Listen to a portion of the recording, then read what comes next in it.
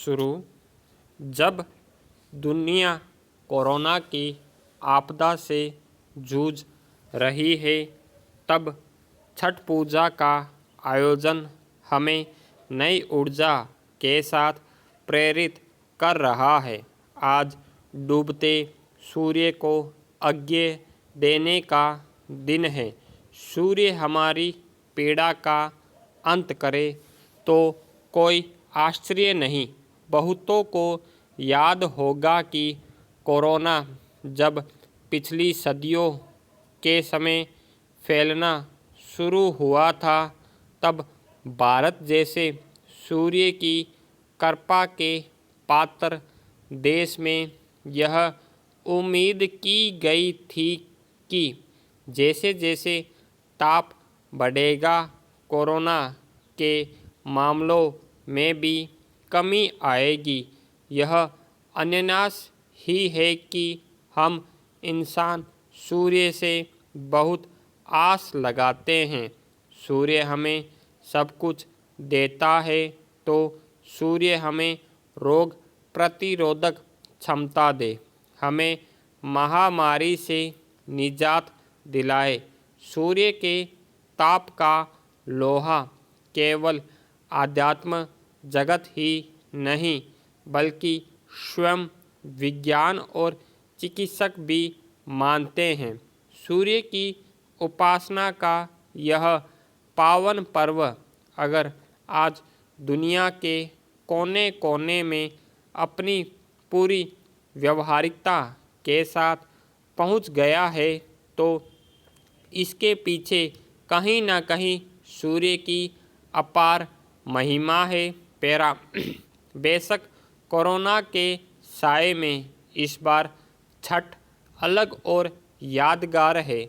दिल्ली से बिहार तक ज़्यादातर लोग अपने घरों से ही सूर्य को अर्घ्य देंगे। कहीं अदालत के आदेश का असर है, तो कहीं स्थानीय प्रशासन और कहीं लोग स्वयं जागरूक होकर अकेले ही छठ मना रहे हैं। इस बार घाट शून्य ही रह जाए तो अच्छा है। जब किसी शादी में 50 लोग एकत्र नहीं हो सकते, तो फिर छठ घाटों पर हजारों लोगों की भीड़ जुटाने का कोई अर्थ नहीं। वैसे भी सूर्य और व्यक्ति का संबंध सीधा है। इसमें समाज या समुदाय की भूमिका नगण्य है। चूँकि किसी पंडे की भी ज़रूरत इस व्रत में नहीं है, तो व्रतियों को और भी सुविधाएं हो जाती है। छठ में मूल रूप से आरोग्य की ही कामना की जाती है। अतः हम छठ आयोजन के किसी भी चरण में सेहत से जुड़ी किसी सावधानी की अवहेलना नहीं कर सकते। लंबे उपवास से अशक्त व्रतियों की चिंता करना उन सभी की जिम्मेदारी है जो छठ का पुण्य लाभ लेना चाहते हैं। पैरा भूलना नहीं चाहिए, कोरोना के समय में दिल्ली का हाल बुरा है। दिल्ली में बुधवार को कोरोना से रिकॉर्ड 131 मौतें हुई हैं और संक्रमण के 7,486 नए मामले आए हैं। ऐसे में दिल्ली सरकार को हाईकोर्ट से भी फटकार पड़ी है। कहीं ना कहीं कोरोना से लड़ने के इंतजाम में कोताही हुई है। कोताही का ही नतीजा है दिल्ली सरकार को सार्वजनिक स्थानों पर मास्क न पहनने वालों पर 500 रुपये के बजाय 2,000 रुपये का जुर्माना लगाना पड़ रहा है।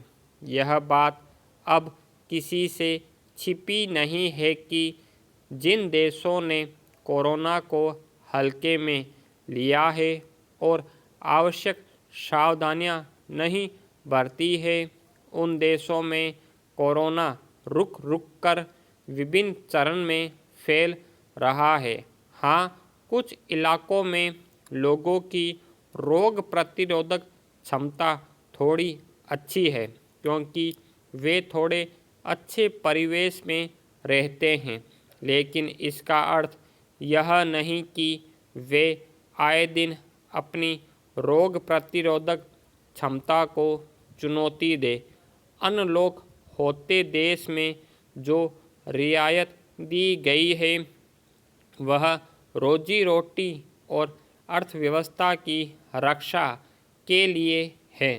अनलॉक होने का अर्थ यह कतई नहीं कि हम लापरवाह हो जाए और अपने व्रत उत्सव बिगाड़ ले। शुद्धता, पवित्रता, प्रकृति के प्रति श्रद्धा की मिसाल यह छठ व्रत वास्तव में एक अवसर है कि हम अपनी और अपने परिवार समाज की सुरक्षा सुनिश्चित करें। स्टॉप।